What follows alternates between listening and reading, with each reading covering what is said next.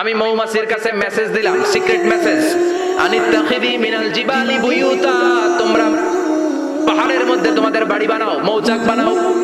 ওমিনা সাজার গাছের মগ ডালে, বড় বড় ডালে তোমরা বাসা বানাও। ওমিম্মা ইয়ারিশুন, উঁচু উঁচু জায়গায় মৌচাক বানাও, যাতে করে গ্রামের ছোট্ট ছেলেরা ঢিল মারতে না পারে। কোন সুবহানাল্লাহ। মৌমাছির আল্লাহ শিখাই দিছে। নিচু জায়গায় কোনোদিন মৌমাছির বাসা দেখবেন? নিচু জায়গায় সহজে নাগাল পাওয়া যায়, ধরা যায়। কথা কন, ডাল বেয়ে মগ ডালে ওঠা লাগে মধু খাইতে চাইলে। চিল্লায় বলেন ঠিক কিনা? আল্লাহ সিক্রেট মেসেজ দিলেন আর বললেন আনিত্তাখিদি। আলেম যারা আছেন বলেন তো, ইত্তাখিদি এটা কি মুজাক্কারের সিগা না মুয়ান্নাসের সিগা? কথা কইতে হবে। কেউ নাই এটার উত্তর দেওয়ার মতো? মুয়ান্নাস, মাশাআল্লাহ। এটা স্ত্রীবাচক শব্দ। আল্লাহ মৌমাছিকে যে মেসেজ করছে পুরুষ মৌমাছিরে কহে নাই, এটা নারী মৌমাছিরে কইছে। চিল্লায় বলেন সুবহানাল্লাহ। এখন গবেষণা করে দেখা গিয়েছে, কার্ল ভন ফ্রিচ, একজন অস্ট্রিয়ান বিজ্ঞানী, উনি এটা নিয়ে গবেষণা করে 73 সালে 1973 তে নোবেল পেয়ে গেছেন। এই আয়াতের উপর গবেষণা করে আল্লাহ কেমন করে সিক্রেট মেসেজ দিয়েছেন, কেমন করে মৌমাছি মৌচাকের বাসা বাঁধে, কেমন করে মধু আহরিত হয়, এটার উপর গবেষণা করে উনি একটা বই লিখেছেন, দ্য ডান্সিং বিস। নেচে যাওয়া মৌমাছিগুলো, নাচতে নাচতে যেতে থাকা মৌমাছিগুলোর উপর একটা বই লিখে, দ্য ডান্সিং বিজ লিখে উনি নোবেল প্রাইজ পেয়েছেন এই মধুর উপরে। চিল্লায় পড়েন আল্লাহু আকবার। এখন কোরআনের আয়াত থেকে বোঝা গেল আনিত্তাখিদি মিনাল জিবালি বুয়ুতা, আল্লাহ নারী মৌমাছিকে বলেছেন মৌচাক বানাও, তোমাদের মধু রাখার জন্য বাসা বানাও। কার্বন ফ্রিজ গবেষণা করে পেয়েছে মৌচাকের বাসা বানানো হয়, মধু আহরণ করা হয়। যেই মৌমাছিটা নেতৃত্ব দেয় এটা পুরুষ মৌমাছি নয়, এটা হলো মহিলা মৌমাছি। কোন সুবহানাল্লাহ। পুরো মৌচাকের মধ্যে মধু আহরণ, মধু নেওয়া, পুরো প্রসিডিউরটা সারার জন্য কোনো পুরুষ মৌমাছি লিডিং দেয় না, লিডিং দেয় একটা নারী মৌমাছি, স্ত্রী মৌমাছি।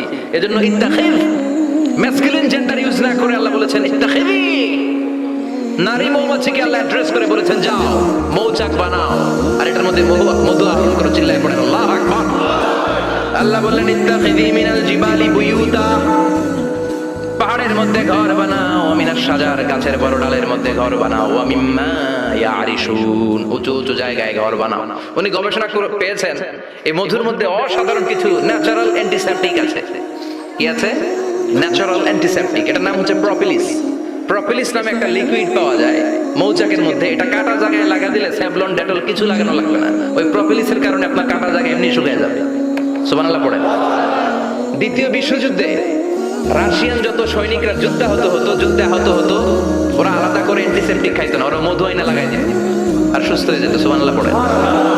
নিউজিল্যান্ডের কিছু বিজ্ঞানীরা আবিষ্কার করেছে মৌমাছির হুলের ভিতরে রেমেটিক ফিভারের অ্যান্টিবায়োটিক আছে। অনেকের বাত জ্বর হয়, বাতের ব্যথা থাকে না? থাকে, মুরব্বীদের বেশি হয়। ওই জায়গার মধ্যে যদি আপনি মৌমাছি এনে ঢুকাই দিতে পারেন, মৌমাছির হুল লাগাই দিতে পারেন, ভালো হয়ে যাবে। মৌমাছি যখন হুল ফুটে আরাম লাগে না অনেক? খাইছেন? কেমন খাইছেন? হ্যাঁ, মজা লাগে। তো নিউজিল্যান্ডের এই গবেষকরা এরা আবিষ্কার করেছে যে মৌমাছি যদি হুল ফুটিয়ে দেয়, ওইখানে বাতের ব্যথা থাকলে, বেদনা থাকলে এটা ভালো হয়ে যাবে। আমি নিজে দেখেছি, বিবিসি একটা ডকুমেন্টারি, ইজিপশিয়ান একজন ফিজিশিয়ান, চিকিৎসক, উনি ওনার বাতের ব্যথায় আক্রান্ত যত রোগীরা আছে ওদের গায়ের মধ্যে মৌমাছি এনে এনে নিজে নিজে হুল ফুটায়। রোগী চিৎকার মারে, ও মাগো, ও আল্লাহ গো, কিন্তু একদিন পরে ব্যথা নাই, আর কয় ভালো হয়ে গেছে। সুবহানাল্লাহ কবেন না? তো এই জন্য এই কার্ল ভন ফ্রিচ 1973 তে দ্য ডান্সিং বিজ লেখে গোটা বিশ্বকে তাক লাগিয়ে দিয়েছে। তার গবেষণার প্রতিটি পয়েন্ট কোরআনের আয়াতের সাথে মিলে যায়। চিৎকার করে পড়েন আল্লাহু আকবার। এই যে আমরা মধু খাই, এই মৌচাকের ভেতরে অন এন অ্যাভারেজ অ্যারাউন্ড 60,000 মৌমাছি থাকে। তিন ভাগে, একটা হচ্ছে কুইন বি, একটা মেল বি, একটা হচ্ছে ওয়ার্কার বি। একটা থাকে রানী মৌমাছি, এর নেতৃত্বে সবাই চলে। আর একটা থাকে মেল বি, পুরুষ মৌমাছি, বংশ বাড়ানোর জন্য এদের কাজে লাগে। আর সব হচ্ছে ওয়ার্কার বি, সবাই কাজ করে। আল্লাহ বললেন সুম্মা কুলি মিন কুল্লি সামারাত ফাসলুকি সুবুলা রাব্বিকি যুলুলা। আল্লাহ সিক্রেট মেসেজ দিয়ে বললেন গাছের উপরে বাসাবাদ, পাহাড়ের উপরে মৌচাকের বাসাবাদ, উঁচু উঁচু জায়গায় তোমরা তোমাদের বাসা বাঁধো। সুম্মা কুলি মিন কুল্লি সামারাত, এরপর এলাকার যত মিষ্টি মিষ্টি ফুল আছে, ফল আছে, ওখান থেকে রস নিয়ে আসো। সুবহানাল্লাহ।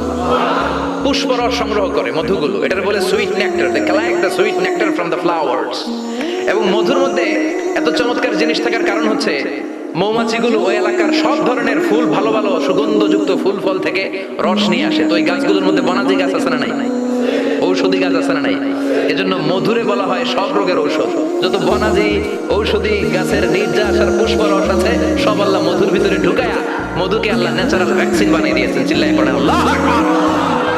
আল্লাহ বললেন সুম্মা কুলি মিন কুল্লি সামারাত, সব ফল আর ফুল থেকে নেকটার পুষ্পরস নিয়ে আসো।